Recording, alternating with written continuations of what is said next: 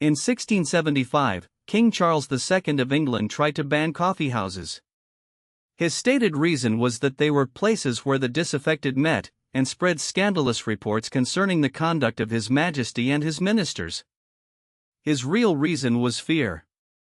Coffee houses had become the most politically dangerous places in England, rooms full of literate, caffeinated men talking about things kings preferred they didn't discuss. The ban lasted 11 days. The coffee houses outlasted the king.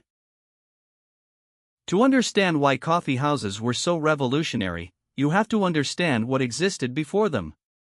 In 17th century Europe, the social lubricant of every public space was alcohol. Taverns served ale and wine to a population that was often mildly intoxicated by mid-morning. It was safer to drink fermented beverages than often contaminated water. Then came coffee, a stimulant that made people more alert, more articulate, and more argumentative. The social spaces changed accordingly. The first coffee house in England opened in Oxford in 1650, run by a Lebanese man named Jacob. It was an immediate sensation. Oxford students and academics used it as a meeting place where social hierarchies were suspended. Earl and tradesman, professor and apprentice could sit together at the same table. This enforced egalitarianism was remarkable.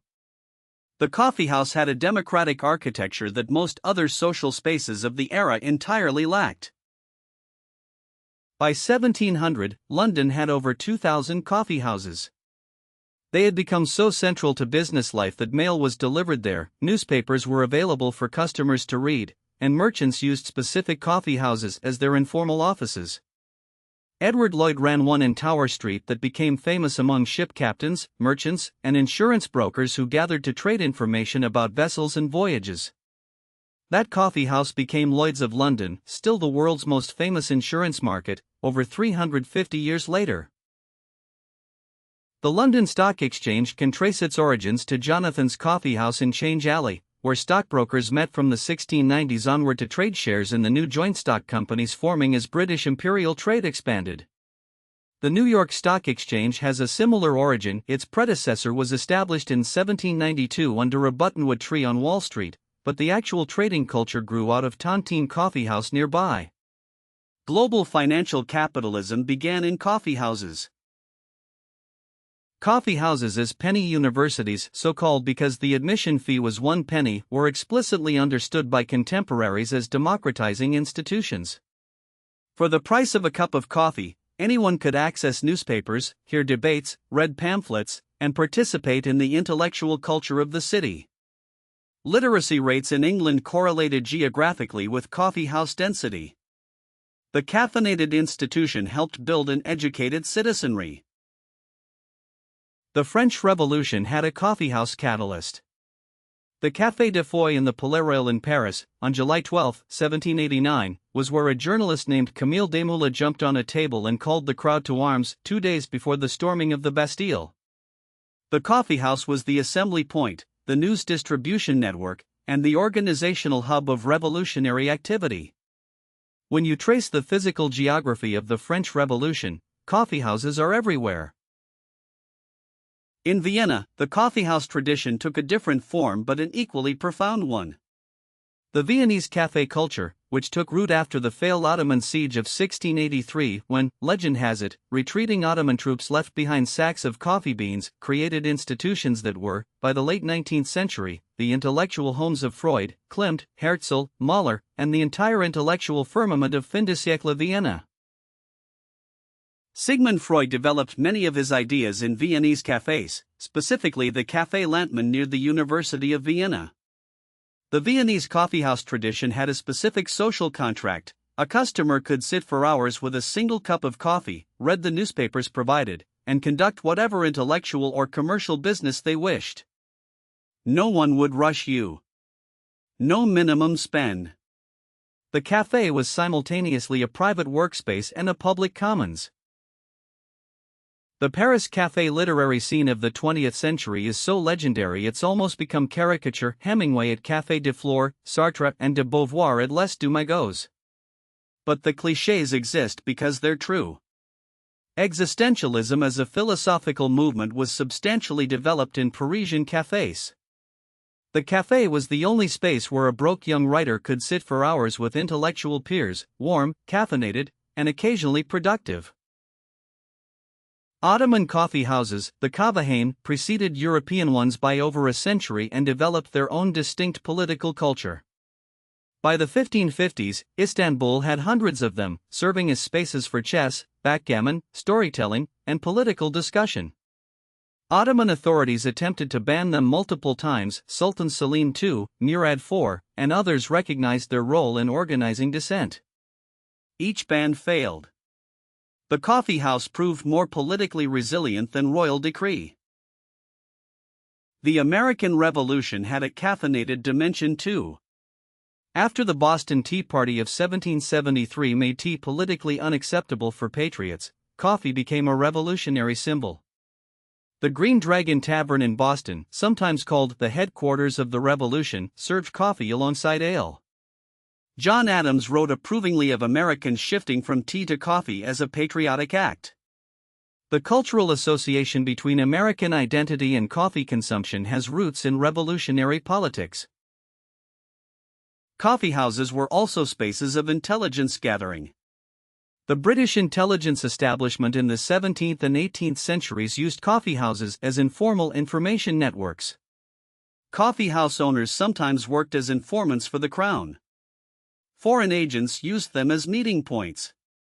Information about ship movements, cargo, political gossip, and commercial dealings flowed through the social networks of the London coffeehouse economy. The coffeehouse was the original social media platform and the original surveillance network. Women were largely excluded from European coffee houses, a significant and troubling limitation on their democratizing potential. In 1674, a group of English women published a pamphlet called The Women's Petition Against Coffee, complaining that their husbands spent too much time in coffee houses and came home caffeinated and useless. The pamphlet was partly satirical, but the exclusion was real. The public sphere that Jürgen Habermas famously attributed to the coffeehouse was largely a male public sphere. The great Viennese coffeehouses survived 2 world wars and are now UNESCO-protected cultural heritage sites. Café Central, Café Hawalka, Café Lantman, these institutions have been serving coffee in the same rooms for over 150 years. They occupy a curious position, simultaneously historical museums and functioning businesses. The same tables where Trotsky played chess and Freud read newspapers now seat tourists photographing their melange. Seattle's coffee culture in the 1980s and 1990s created the modern equivalent of the historical coffeehouse. Starbucks' original vision, before it became a fast food corporation, was explicitly modeled on Italian espresso bar culture. The third place concept, popularized by Howard Schultz, argued that people needed a space between home and work that was public but comfortable. This idea has genuine intellectual lineage tracing back directly to the Penny University coffeehouses of 1650s London. The third-wave independent coffee shop of the 2000s and 2010s continued this tradition but with different emphasis. The Blue Bottle coffee shops in San Francisco, the Intelligentsia flagship in Chicago, the Square Mile in London, these weren't just better quality coffee vendors. They were explicitly building communities around quality, craft, and shared knowledge. Their open counter design and barista as educator model was a conscious callback to the coffeehouse as public intellectual space tradition. There's a coffeehouse in Innsbruck, Austria called Café Munding that has been in continuous operation since 1660. One location. Same family for part of its history. 3+ centuries of serving coffee to the citizens of one city. Within those walls, the 30 Years' War ended, Napoleon passed through, the Austrian Empire rose and fell, World War I and II came and went.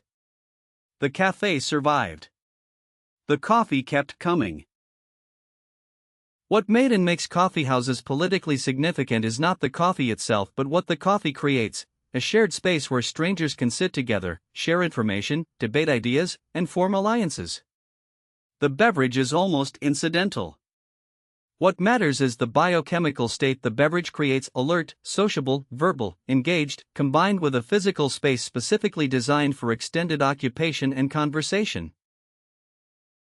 The next time you sit in a coffee shop with your laptop or your book or your friend, you're participating in a social institution that has hosted revolutions, built financial systems, birthed philosophical movements, and provided cover for spies. The coffee house has outlasted every government that tried to ban it, every technology that was supposed to replace it, and every social movement that grew within its walls. It may be the most durable institution in modern Western history. King Charles II failed to close the coffee houses.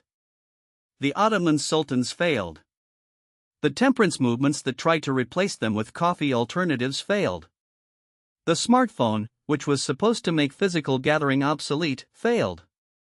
Coffee houses keep surviving because they provide something that cannot be digitized: the irreplaceable experience of being physically present with other caffeinated human beings, with something to say.